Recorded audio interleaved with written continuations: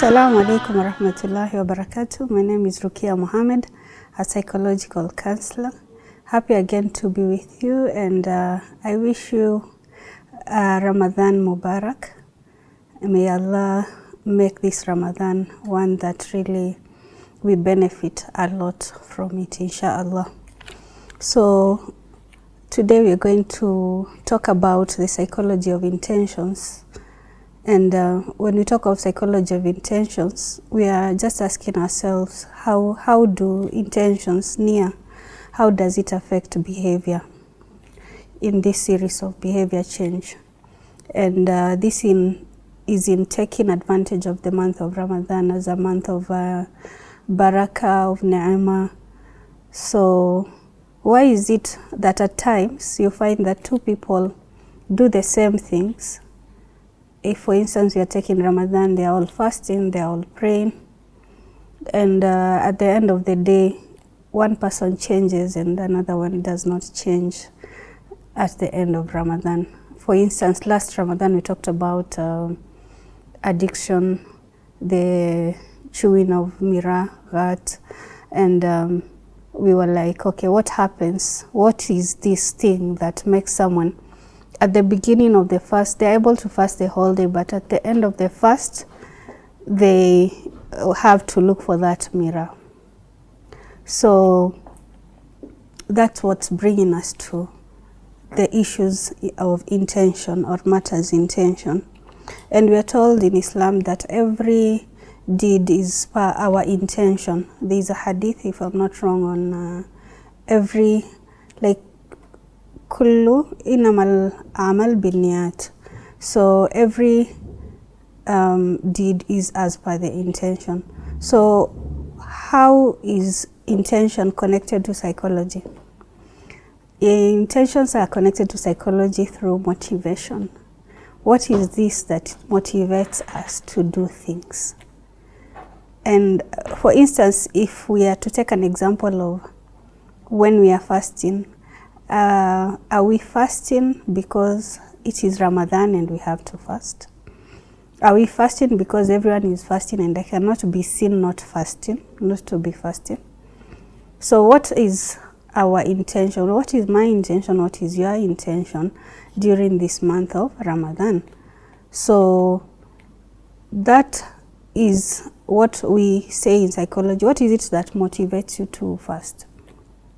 It's because you are in the midst of Muslims, in a community where Muslims are many.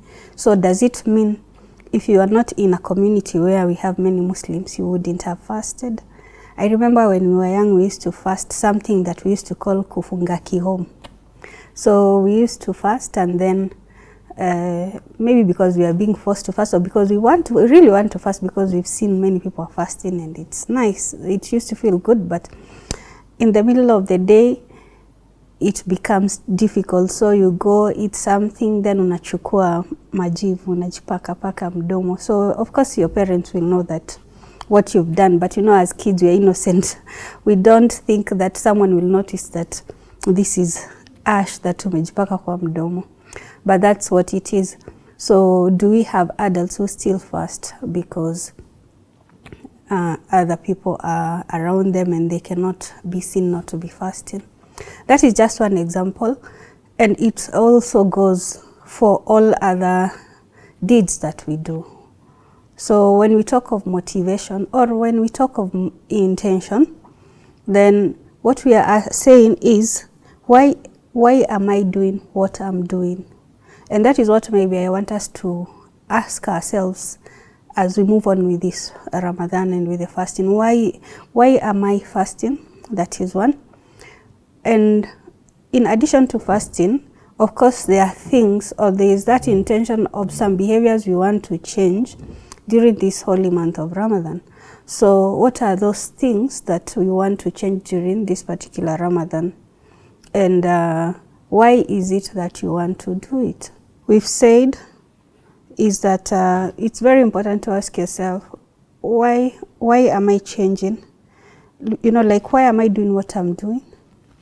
What benefit will it have? And how will it affect the person that I become?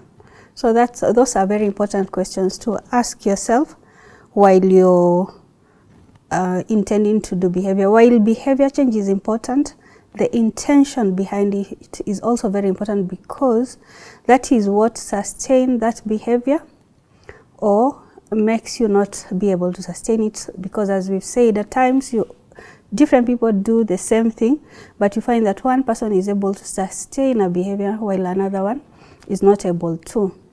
And if you recall, we have come a long way from talking about behavior change. We have talked about the stages of behavior change, which include having that contemplation of, I want to change this and this behavior of mine, either because people have told me I have this behavior that I want to change, or people have said there's this and this that you are supposed to change, or maybe there's something that there's a way it's affecting you, or maybe through your reflection you said, now I want to change and become a better person, or I want to drop this particular behavior. Then now preparing to change, then making the change and sustaining it, and at times relapsing and still going back and not giving up. So that was the first part of this particular series. Then we talked about stakeholders in change, in the change process. And apart from you being the first person insofar as change is concerned, we also said parents have a role, the community has a role, teachers have a role. And maybe if you can check how this series went, you can be able to get full details of what we talked about when we were talking about the different stakeholders insofar as change is concerned. Then we talked about specific behaviors like substance, drugs and substance addiction and other things, other addictions. And yes, it is true that at times you find that someone is addicted to something until it becomes a disease, and such that it is something that is not easy for them to change on their own unless they are helped by a doctor, a therapist and all that. But again, there are times of sanity when it's very important for someone to always go and check, what are my intentions for wanting to change? And that usually takes me back to the question that we usually ask ourselves of, why is it that we are on this earth? We are on this earth because Allah wants us to worship Him. And if we align all our deeds to Him, because we are told that anything you do and you put the right intention, then it becomes ibadah for you. So as we think of issues to do with change and issues to do with intention and having meaningful change, then the intention has to be right for it to be a part of our ibadah. So we are going to end there for this particular session, and in the next session we are going to talk about motivation in depth and see how maybe motivation also affects. Motivation can be looked at as near, but again, still there is something about that motivation insofar as in psychology is concerned that can help you have meaningful change or not. So thank you so much. Assalamu alaikum wa rahmatullahi wa barakatuh.